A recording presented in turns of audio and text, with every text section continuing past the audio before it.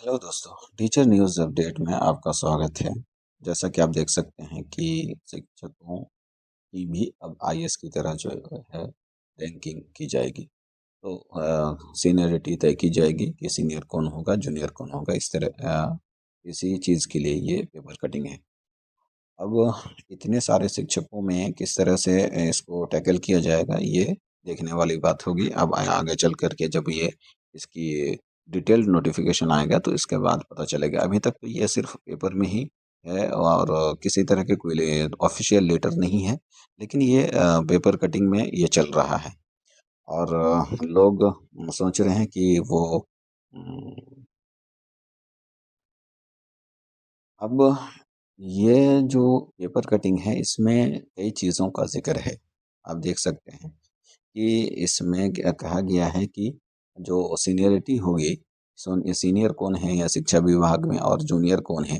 एक स्कूल में अगर 10 शिक्षक हैं तो वो उसमें सीनियर कौन है और जूनियर कौन है। तो उसको किस तरह से तय किया जाएगा। तो शिक्षा विभाग ने बताया कि 1 टू 5 के लिए एक सीनियर का लिस्ट बनेगा और 6 टू 8 के लिए अलग लिस्ट बनेगी और उसके बाद फिर 9-10 के लिए अलग लिस्ट और फिर 11-12 के लिए अलग लिस्ट।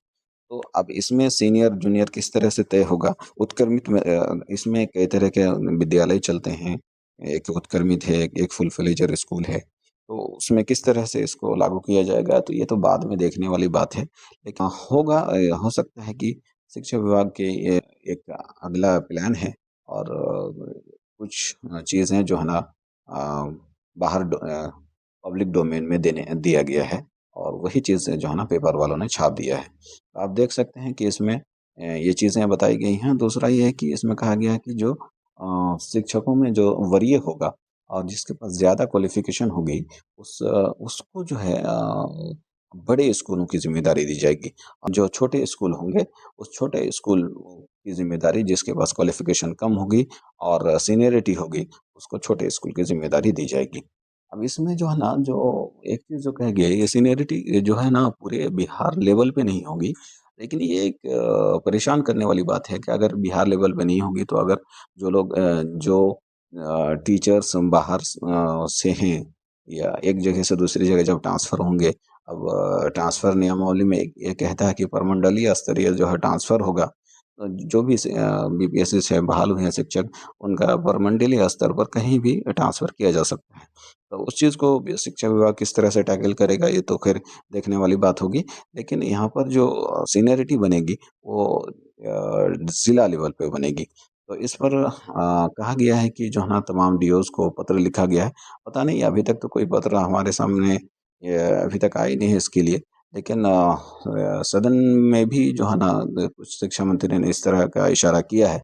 शिक्षा विभाग को सीनियर और जूनियर तय करने की जो है ना ज़रूरत क्यों पड़ी? तो इसलिए ज़रूरत पड़ी इस पेपर कटिंग के अनुसार 7,000 से ज़ायद जो है ये शिकायतें शिक्षा विभाग को हर साल प्राप्त होती हैं। इस बात एचएम कौन होगा, इस बात को लेकर के बड़ी परेशान स्कूलों में तनातनी रहती है। इस बात को लेकर के शिक्षा विभाग जो है ना बहुत ज़्यादा परेशान है। इस परेशानी को दूर करने के लिए एक बहुत अच्छी खबर है, अगर ऐसा होता है तो बड़ी अच्छी बात होगी। दूसरी सबसे बड़ी न्यूज़ है मॉडल स्कूल। अब मॉडल स्कूल क्या है? मॉडल स्कूल ये है कि हर प्रखंड में नीतीश सरकार ने एक ऐलान किया है, एक मॉडल स्कूल होगा और उस मॉडल स्कूल को हर स्कूल से बेहतर बनाया जाएगा। तो अब उसमें शिक्षक को कैसे लाया जाएगा? तो इसमें एक तरीके से पेपर कटिंग में कह दिया गया है कि ऐसे शिक्षकों को उसमें लाया जाएगा जिनके पास ज़्यादा जो है अनुभव होगा पढ़ाने का, जो ज़्यादा भाषा बोलने वाले होंगे। ज़्यादा भाषा इन द सेंस कि जिनको 2 से ज़्यादा भाषा बोलने आता हो, इस तरह से। और उसमें जो तीसरी चीज़ें बताई गई हैं क्राइटेरिया में, अब जिनके पास एमएड की डिग्री होगी, जिनके पास पीएचडी की डिग्री होगी, जिनके पास पीजी की डिग्री होगी, ऐसे लोगों को प्रेफ़रेंस दिया जाएगा मॉडल स्कूल की नियुक्ति में। धन्यवाद।